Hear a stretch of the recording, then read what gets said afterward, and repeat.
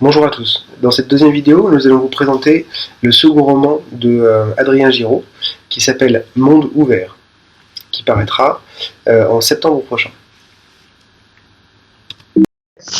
Monde ouvert, c'est l'histoire de deux mercenaires qui sont amenés à garder un otage dans un entrepôt.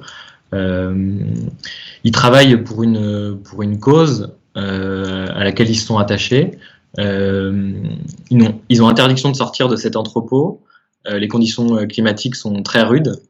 Ils vont commencer à manquer de nourriture, à se désintéresser de leur mission pour finalement partir explorer les environs et briser l'interdit qu'ils avaient de rester et de surveiller l'otage.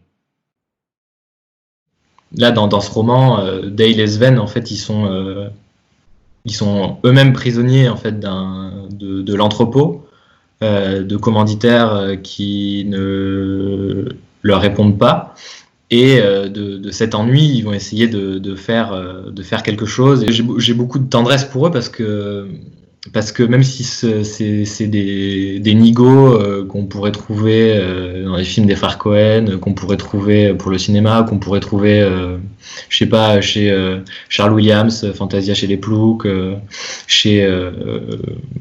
dans la bande de Dortmunder de Westlake, ils sont aussi hyper attachants.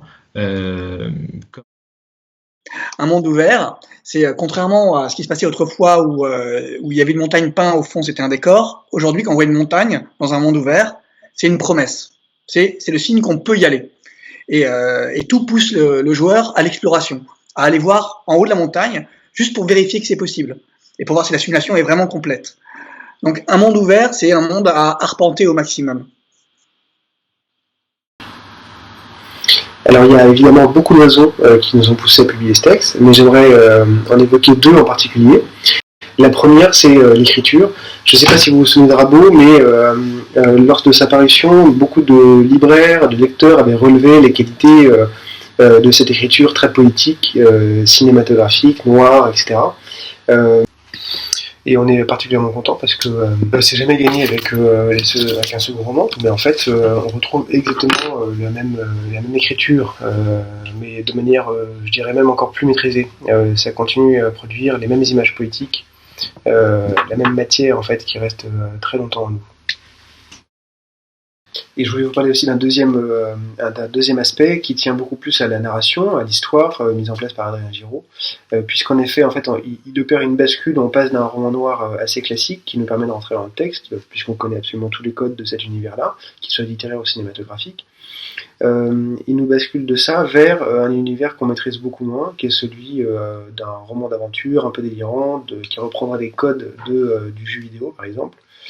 Et cette bascule-là est à mon avis une des grandes qualités du texte, à la fois parce qu'elle c'est très original, c'est son originalité, et aussi parce qu'il nous permet de porter différents regards à la fois sur ce qui se passe et sur les personnages, à la fois un regard beaucoup plus ludique et amusé que pourrait le permettre un simple roman noir par exemple, mais aussi je dirais un regard plus lucide et plus tendre sur les personnages, sur ce qui leur arrive, sur le bouleversement de leur existence et par là même de manière plus générale sur la question de la perte de sens et la perte de but. Un dernier mot à propos du positionnement commercial de Monde ouvert.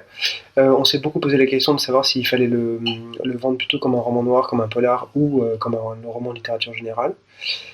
On a plutôt opté pour la dimension littérature générale pour la raison que je vous ai exposé un peu plus tôt, le fait que même si on commence par un drame classique où on sait que ça va mal se terminer comme beaucoup de romans noirs, assez rapidement on bascule plutôt vers un drame sur l'absurde de l'existence, un drame beaucoup plus beckettien, et je crois qu'on voulait à la fois souligner cette dimension-là et en même temps elle existe et a priori, elle s'adresse à un public plus large que le public du roman noir.